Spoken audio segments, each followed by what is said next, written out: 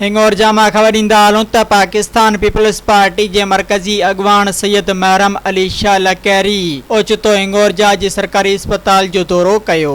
दौरे दौरान अस्पताल में सिहत जी सहूलतुनि बाबति पुछाणो कयो ऐं अस्पताल में ईंदड़ मरीज़नि जी दवाउनि ऐं इन्हनि जो बहितर इलाज करण जो हिदायतूं कयूं।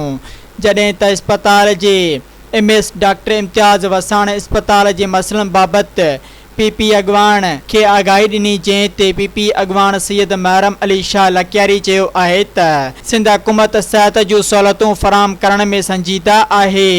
सूबाई वज़ीर सिहत मैडम अज़रा पेचो खे अस्पताल जे मसइलनि बाबति आगाह कयो वेंदो। सिहत जूं वधीक सहूलतूं पिणु ॾियारियूं वेंदियूं। MS डॉक्टर इम्तियाज़ वसाण जी बहितरीन कारकर्दगी जी साराह पिणु कई।